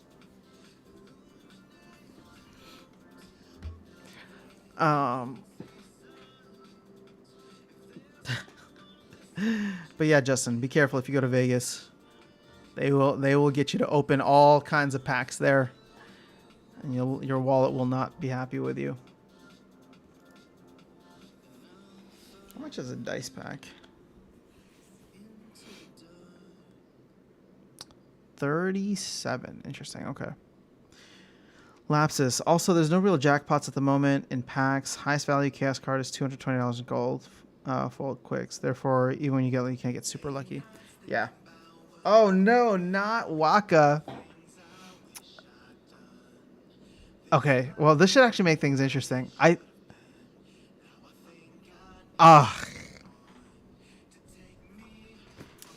don't think I'm ever going to be able to hit Nightmare. And I'm going to need to hit Nightmare relatively quickly. Because I will die to the... I lost this. I need to hit him, and not only hit him, but I need to hit him with poison. Oh no, bro! Oh. 8 speed. This is never going to happen. Jesus. Ugh. All right, here we go.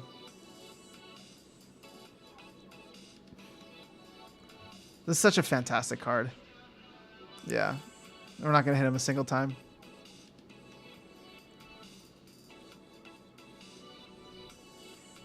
Now he's at 9. Missed them all. Missed them all.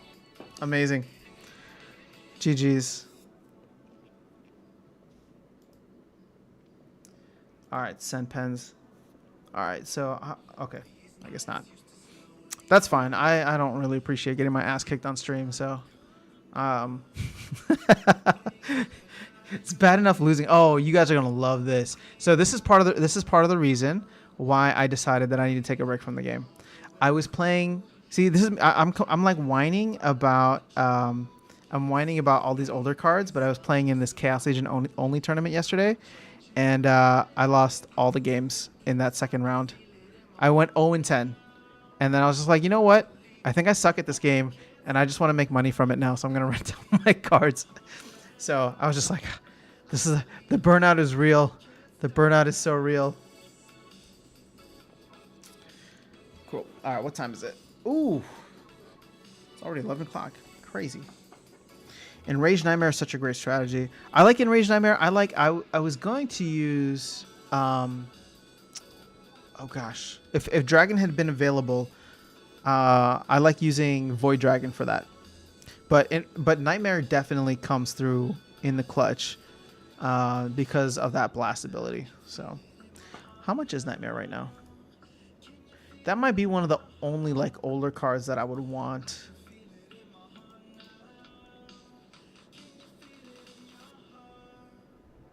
Ah, 39 cents. That's too pricey for me. Because I need to get it to at least where it has phase.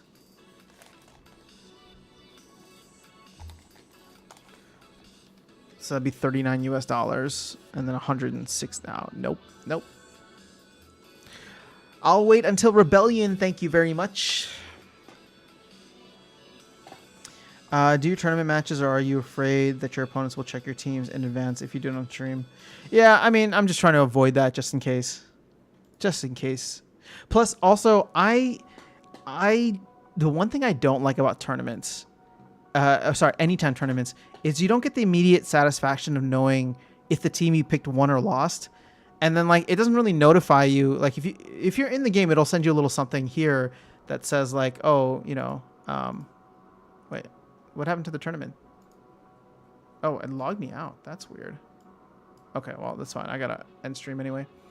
That's really weird. Oh, now it logged me back in. There we go. But I like to do it like closer to the end of time because I don't know, yeah, I don't know. It's just kind of annoying otherwise. I like playing the battle and then immediately seeing whether my strategy worked or not. So we'll see how this goes. I have a feeling I'm probably gonna go 0-11, maybe 1-10, because my cards aren't diamond level. They're barely even gold level, so you know. Get level 8 for that extra attack. Oh lordo. I'm just not gonna get it. It's just that's like spending $160 or $120 to get level 8. Or actually, how much would it be?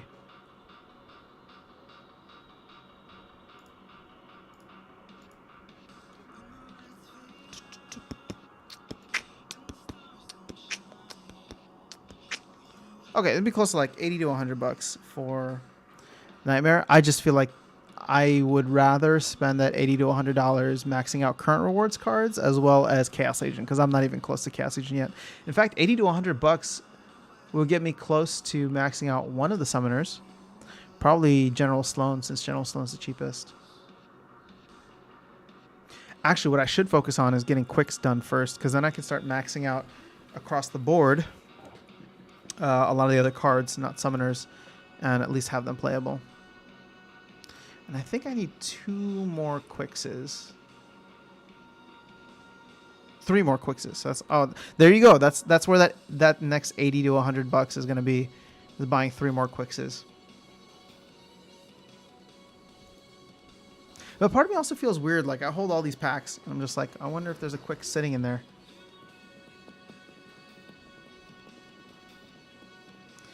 We need a Splinterlands Academy. What for, Dom? This is a Chaos only noob diamond tournament. Lots of players will be playing gold level summoners. True, but you know the cream of the crop is always going to be people who have like maxed out Chaos Legion decks. Justin, am I going to stop posting spoilers content? No, Justin, I will not. So let me make that very clear. I will still be posting a ton of content. I just won't be playing as much. What I think I'm going to do, because I'm not going to rent my cards out the entire time. Plus, like for our guild, I don't want to completely remove myself from brawls, but it might be something where, again, like I'll like take my cards off of the market for maybe 24, 48 hours to do a brawl or to hop into a tournament. But it's just like ranked battle rewards for me just are like they're not worthwhile anymore. At least they're not worth my time. Like I just feel like there's so many other things that I should be working on right now, and it's just been taking a lot of time. It eats up like 30 minutes to like an hour every single day for me to just go for the daily quest. So I would rather, because my focus, right? So this is not me like wanting to exit the game. My focus is on leveling up my cards and getting, all these rewards cards maxed out and then Chaos Legion cards. So the thing is, I go and I play a daily quest, and that's like, for the most part, all I'm winning are Chaos Legion are common rewards cards, which for the most part I have maxed out already. So what I really need is, and I think I've maxed out legendaries too. So what I really need are rares and epics, and I'm not getting that in large quantities from doing my daily quests. So I'd rather rent out my deck, take that income, turn it around, and then buy the cards that I need directly because prices are cheap right now. So that's the strategy there. Excuse me.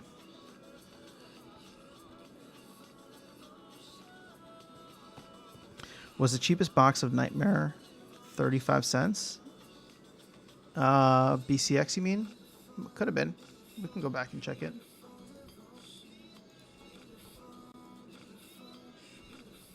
Yep. If you wanted a maxed out version, there you go. 140 bucks, 35 BCX. Sorry, 0.35 per BCX.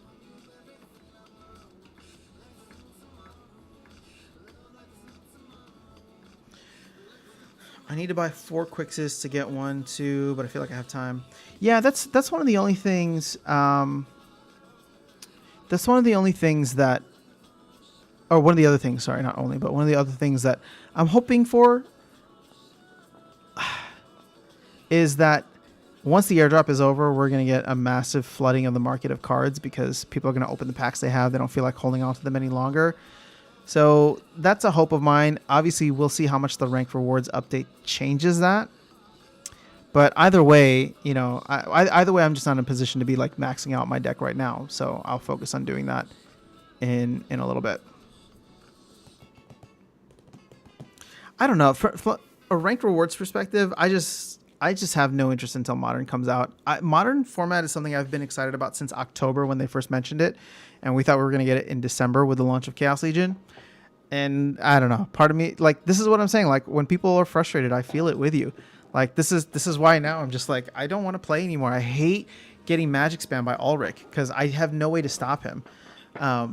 Even the best Chaos Legion cards that I have, like, get overrun with Ulrich, Valnamor, and then your slew of water legendaries, water magic legendaries. So it's very, like, it's funny because I can beat Jotun now, and when I get beat by Jotun, sure, it still sucks, but I know that Jotun is beatable. But like Valnamor and Ulrich make things very difficult for me. It's one of those things where I have to plan specifically, and everything needs to go right. I need to have like a ton of magic reflect. I need to have amplify, and a lot of times, that doesn't work out the way that I'm hoping that it will, and I still get overrun by it.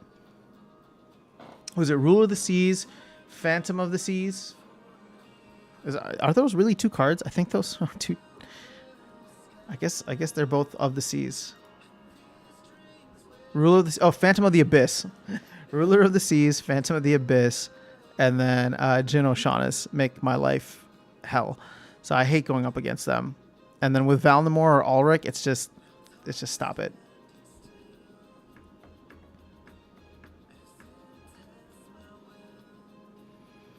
I'm 750 off max gold deck. Oh, there you go. Well, I don't even know. I think I'm still much further than that, actually. $150 for gold foil level 8 Nightmare right now? What? How can a gold foil be that much cheaper?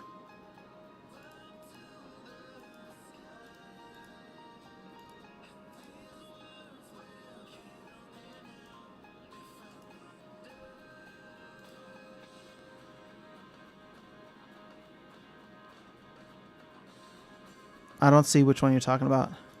Somebody must have scooped it off the market already.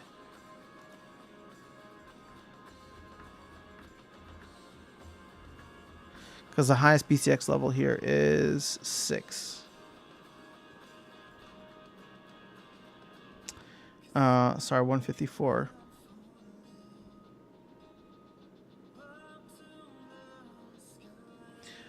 Justin, I know that modern format will be available on this month. Justin, I wouldn't count on modern format coming out until July. Sorry, June. No, actually, no. I think modern format is going to get pushed to July.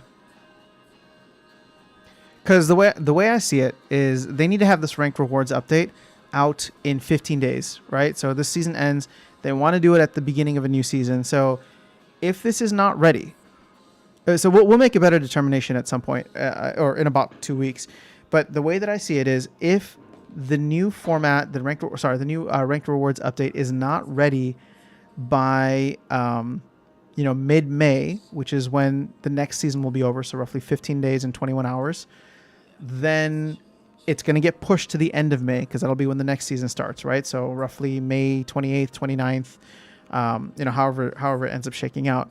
So if the new rank rewards update comes out at the end of May, there is no way, and I would be shocked if it happened, but there's no way that they would release a crazy update such as Modern and Wild, especially when Cryptomancer needs to go in and recode a bunch of things. There's no way that they release the next one within a month. So I'm telling you right now, earliest we see modern format is probably going to be July. And maybe like modern format and end of the airdrop come in together and that adds a lot. I don't know. Do they push modern format then to after the airdrop? It could be. You never know. That would mean that it gets pushed to August. But I'm hopeful. I'm hopeful that we get modern format in July.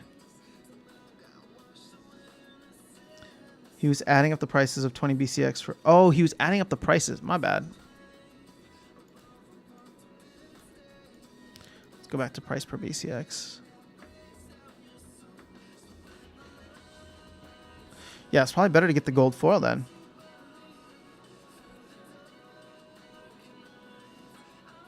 Channel Magnetics got quite a few of these. Interesting.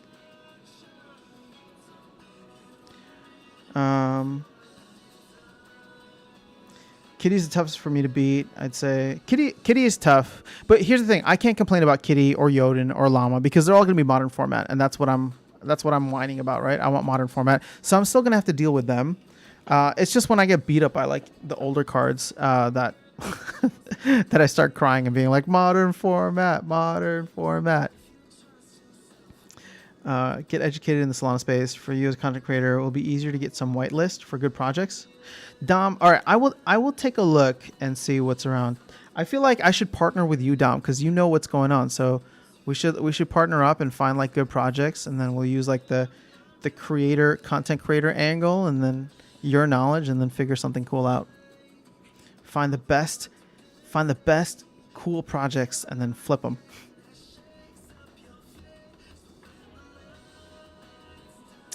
Alerto, he was adding up the prices of 20 BTX for the gold foil. Okay, gotcha. I saw that. So Target, what up, Target? Long time. What about Ulrich? Long time ago. Keep waiting on modern. I mean, how much is Ulrich? I remember Ulrich being stupidly expensive for me to play it, even silver. Yeah, look, $59 per BCX. Get out of my face. So to get level 3 for silver, you're spending $120. What about gold? So level 6, $666. This is the devil's work here. So let me go ahead and get another lesson in.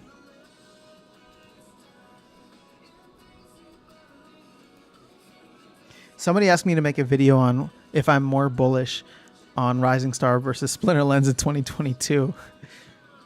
And my first thing was like, you're asking me at a really tough time.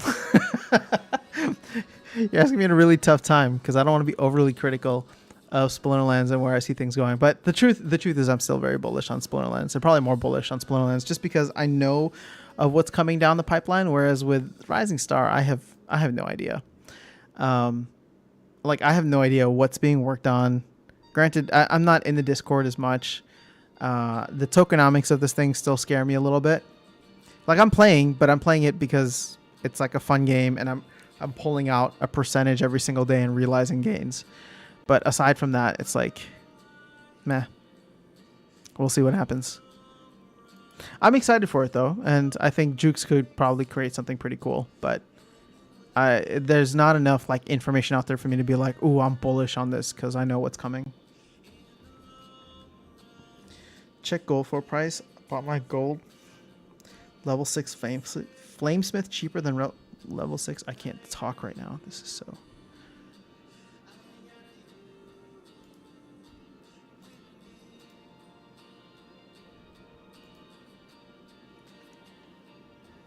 There's no level 6 here. How much would you need to go from level 4 to level 6? 7 BCX? No, I think it's definitely going to be more expensive still. You need to get all of these in order to get level 6. 1.2 million DEC. And it's telling me I don't have enough. Man, I thought I did. I thought I was so close.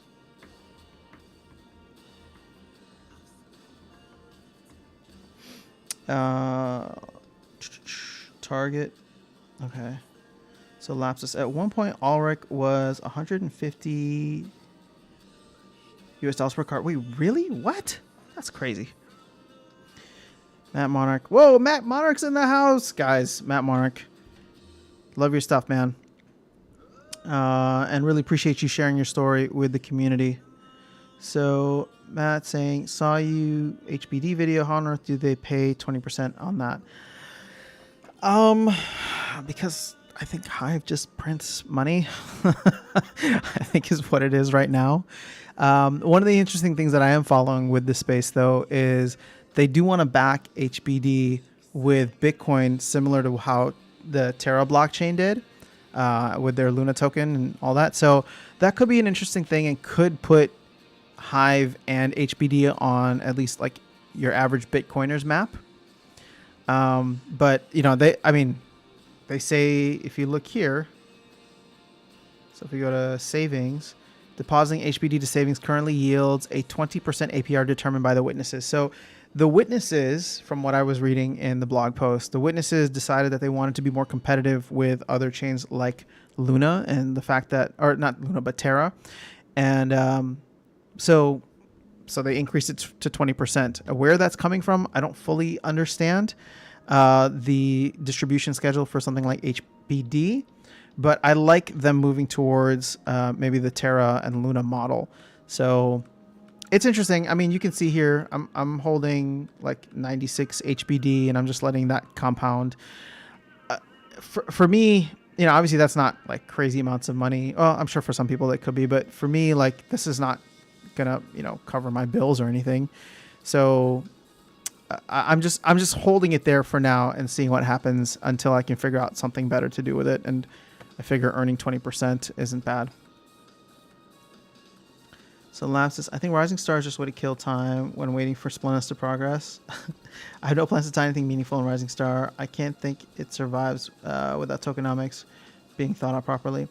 Lapsus, that's part of the thing with Rising Star. So one of the interesting areas, or one of like ways that I evaluate Rising Star, is they have a very hardline approach to bots and multi accounts. So for them, you know, a lot of times you condemn an innocent man rather than letting an innocent one go free, or, you know, a guilty one go free type of thing. So they have that issue, but they also are clamped down on any kind of major exploits, which is not something you can say about a game like Splinterlands or any game that's been ravaged by bots, right? Exploited by bots. So in that sense, I feel like the more tempered approach they're taking is good in some ways. So whatever ends up happening in that way, like it's not like somebody can come and just completely destroy the economy. Now, that being said, you know, there's like slight burning mechanisms for, or, you know, sorry, not slight, but there are burning mechanisms for this, for Starbits and for Star Pro. But like you said, until, I don't know, a part of me looks at this in the way that I see it, I'm just like, I don't know how much is being issued in terms of Starbits. I don't know how much is being, well, we can check how much is being burned. I don't know if there's a way to see reliably. Actually, I'm sure there's got to be something out there that shows it on the blockchain, since all that data should be available. But yeah, I don't know. So that's why, like, I'm having fun with it right now. The community seems cool, and you know, it's just fun to like collect these cards and be part of it. But I am taking out roughly a third of whatever I make every day. I pull out, and before I was buying, actually before I was like pulling everything out and buying SPS. Now I'm just like, I'm treating Rising Star like its own game, and I'm gonna try and progress as high as I can, just because in case they do get something crazy, right? Like something happens in the future and this stuff is thought out and the game actually does kind of explode. That to me is I want to be there for that. So I'm taking stuff out now just in case it crashes. But if it doesn't, I'm still reinvesting 2/3 of whatever I make back into the game. In general, that's great advice to compare gold foil price to regular for leveled up commons and rares. I've gotten some great deals on gold foil. I agree. Many people don't look at the gold foil section, myself included. So thanks for pointing that out. Last, I feel about Rising Star not allowing people to gift cards freely to other players. Wait, are you sure? Somebody gifted me like when I first started.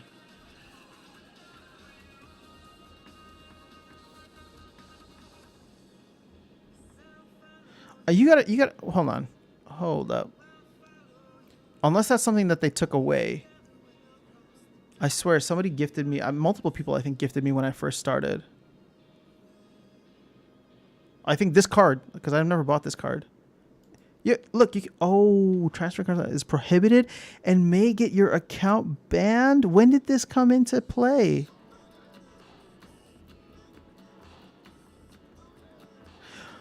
Interesting. So why was this? Do you know why this was removed?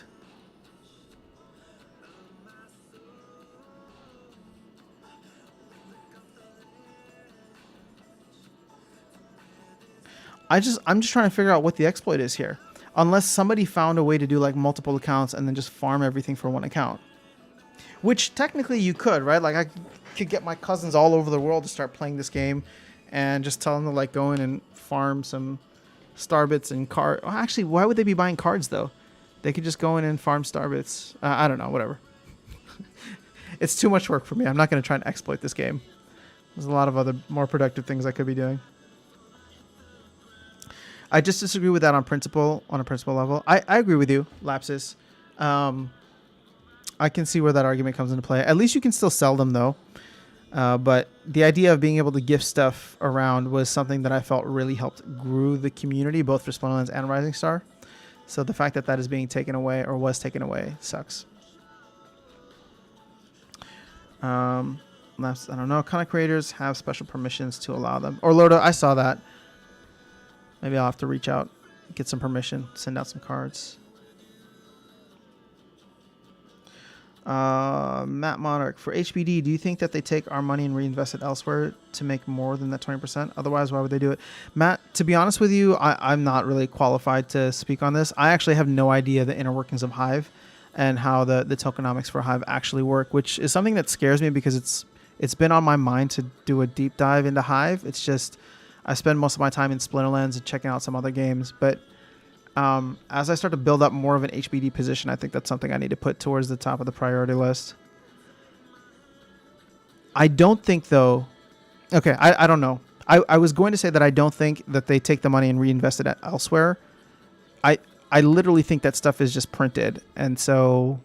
that was one of the criticisms of Hive. When I was first exploring Splinterlands and Hive in general, one of the criticisms of Hive was that like they literally just print stuff out of thin air, and sometimes it finds utility, and that's why it holds value. But, you know, I don't know. Obviously, I fell in love with Splinterlands, the game, and stopped thinking about Hive at that point and just started focusing on Splinterlands assets. You can gift if you're a streamer, get validated first. All right, I can reach out to them and see what's up.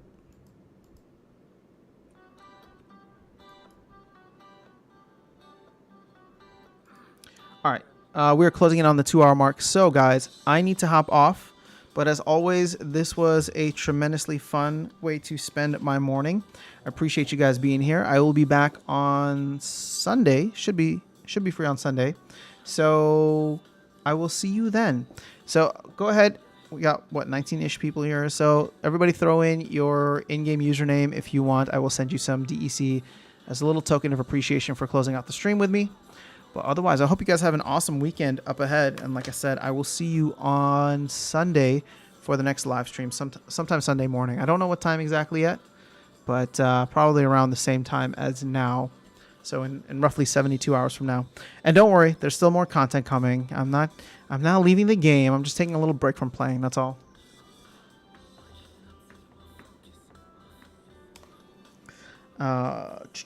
Most of my Hive account value is from post earning. So Faded Glory, that's the same for me. So I take a lot of the videos and I post them on 3Speak, which is connected to Hive.